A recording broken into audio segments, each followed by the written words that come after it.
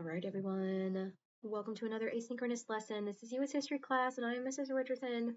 We're going to be talking about early industrialization. This is going to be a fairly short recording, and then you'll have a couple of videos that you can watch on your own that will be in the content.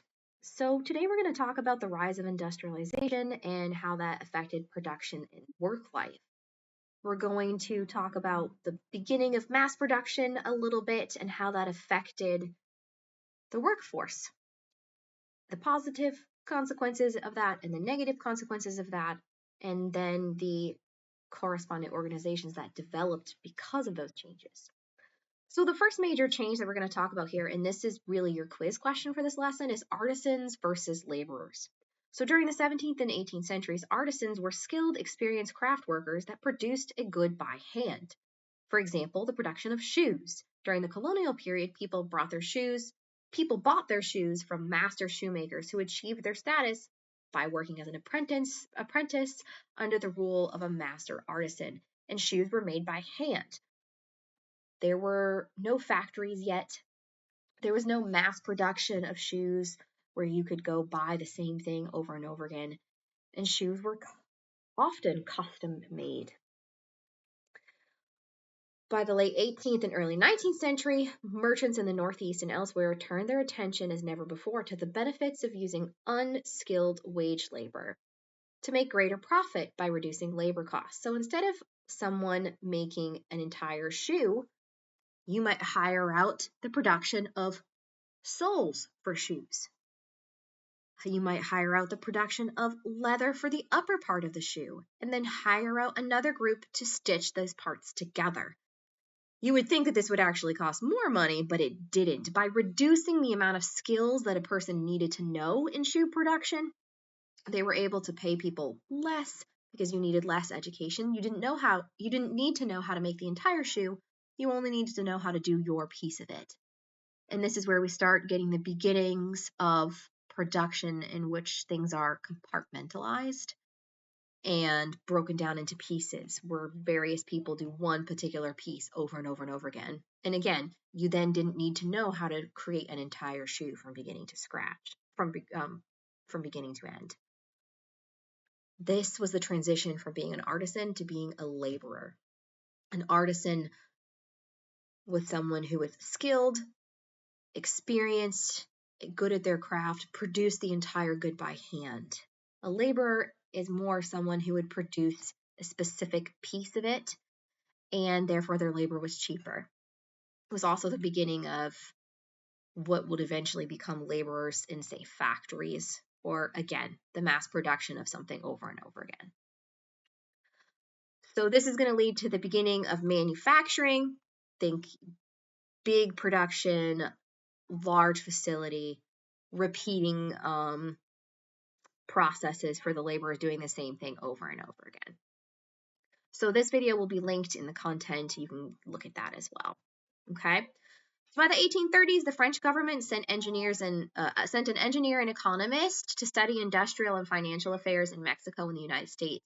In 1839, he published Society, Manners, and Politics in the United States, in which he recorded his impression of the Lowell textile mills. So we're getting into specific examples of mills and mass production here. And he's describing these mills as follows. All persons employed by the company must devote themselves assiduously to their duty during working hours. They must be capable of doing the work which they undertake, or use all of their efforts to this effect. They must, on all occasions, both in their words and in their actions, so show that they are penetrated by a laudable love of temperance and virtue, and animated by a sense of their moral and social obligations. The agent of the company shall endeavor to set all a good example in this respect. So what does this mean? The textile mills were, the majority of the laborers in textile mills were young women. And not only were they expected to work in a certain manner, but they were expected to act in a certain way, behave with a certain level of morals, behave socially with a certain level of social obligation. So there was a lot of influence of the labor and the job influenced everything about their lives. Women often moved to the city to do these sorts of labor jobs in factories, and often lived in factory provided housing. And so it really was an entire lifestyle for them.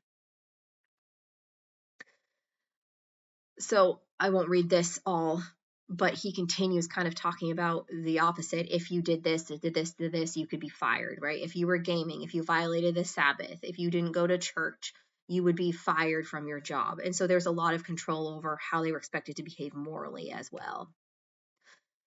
Now, for this example of a mill worker, again in the textile mills, weekly wages looked like this. If you were in picking and carting, $2.78 to $3.10 a week. If you were a spinner, $3. If you were a weaver, $3.10 to $3.12. For warping and sizing, $3.45 to $4. For measuring and folding, $3.12. So what kind of world were the factory owners trying to create with these rules? I mean, this is something that you're going to have to think about yourself. But the idea here is that it wasn't just a job, right? It was a lifestyle. And in order to get these young women to come and want to work in the mill, they had to create a lifestyle that was appealing to these women and to the families of the women, or they wouldn't have allowed their teenage daughters to move out of the country into the city to go try and make a wage. It was not uncommon for women to send a huge portion of the wages home to their families. So as a result of this, and again, the 2 videos that you're watching on your own will expand on this topic more, but as a result of the development of mills, mass production, and compartmentalizing, right? If we skip back up to this, you can see someone's entire job was spinning, whereas before, women would do all of these various jobs individually. And so this is where it really started to change. You had someone whose only job was spinning instead of doing all of these steps. So freedom within these factories was limited. Drinking was not allowed. Some factories did not allow employees to sit down. Doors and windows were kept closed, especially in textile factories where fibers could be easily disturbed by breezes. Mills were often unbearably hot and humid in the summer. And in the winter, workers often shoveled in the cold. And in these environments, workers' health suffered. And we'll talk about this in upcoming lessons. Many people died of health issues because of the conditions in these mills, and they had no legal recourse or repercussions against the mill for this. Society and the workers had to come up with these organizations and fight for better rights. Child labor happened in some of these mills. If a child lost a limb, they could, doing their job, they were just fired if they couldn't do their job anymore, and there was no workers' comp, there were no benefits, there was no repercussions for the factory owners or managers.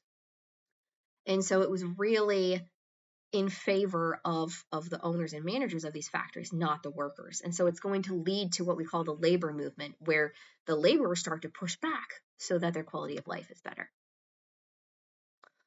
So as the decades passed, working conditions deteriorated in many mills, and workers were assigned more and more machines to tend.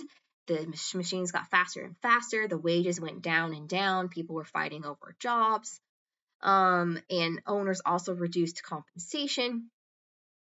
So, for example, in New York City in 1850, the average male worker earned $300 a year, but it cost approximately $600 a year to support a family of 5. So then we have the laboring class struggling to get out of being in the laboring class and or providing a better future for their children because one person couldn't support the family. So you had to have both parents or both parents and a teen working just so that they could afford to feed everybody. So then you have children dropping out of school because the family can't afford to support everybody. And now this is for a family of 5, the approximate cost of $600. So that would be 2 parents and 3 children. But imagine you had 5 children. Well, now you could have mom and dad both working 6 days a week, and they still can't afford to feed their kids. So then one of their children has to start work early because they need 3 incomes just to survive. And that's how you got people stuck in this perpetual cycle where if they were the child of someone who worked in a factory, often they ended up working in a factory themselves because they had to start work so early that they couldn't finish school, and then they weren't educated enough to do any other job. And that's what ended up happening. So these poor working conditions led to a labor movement to try and improve them. And so that's what your second video after this lesson is going to be. But that's everything that I had for my lectures part today. and I will make sure that I link the 2 videos in this lesson into our content.